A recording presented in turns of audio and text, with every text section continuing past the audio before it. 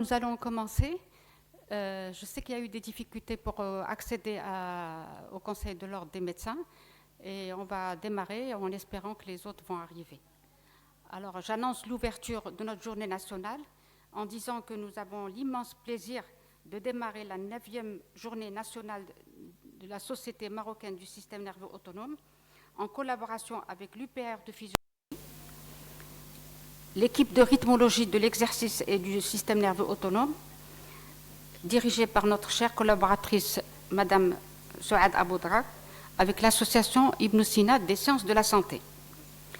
Alhamdoulilah, cette année est particulière car nous célébrons la 11e édition de la formation en exploration du système nerveux autonome à la faculté de médecine, Université Mohamed V. Ainsi, nous souhaitons la bienvenue à tous ceux et celles qui nous ont fait l'honneur d'être parmi nous aujourd'hui et d'avoir accepté l'invitation à cette manifestation. Nos chers orateurs, nos chers modérateurs, les représentants des filiales, les représentants régionaux, les membres du bureau, nos fidèles laboratoires pharmaceutiques et bien sûr l'assistance. Votre présence est la garantie du succès de cette journée. Le thème choisi tourne autour de la thérapeutique des dysrégulations, 2e édition. Notre journée couvrira 6 séances, 6 sessions.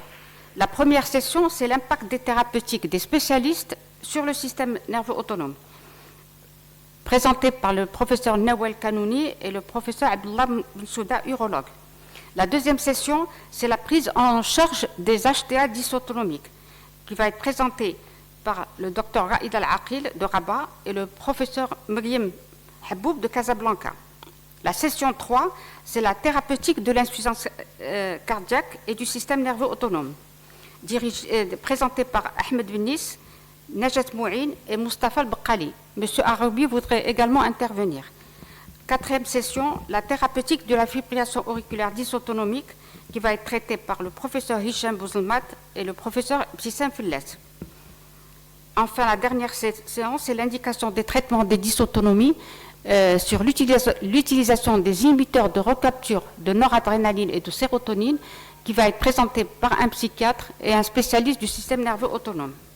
J'espère de tout cœur que vous serez satisfaits de cette journée et je donne la parole au modérateur pour présenter les orateurs. Merci pour votre attention. La présidente, nous avons convié à modérer cette table sur l'impact des thérapeutiques gastro-entérologiques sur le SNA. Nous savons actuellement que l'impact est important de certaines thérapeutiques à visée gastro-entérologique sur le SNA et notamment en raison de l'interconnexion qui existe entre le système gastro-intestinal et le SNA, et notamment via l'axe cerveau-intestin. Donc je donne la parole à Madame Kanouni qui va certainement nous enrichir et nous l'écouterons avec grand intérêt.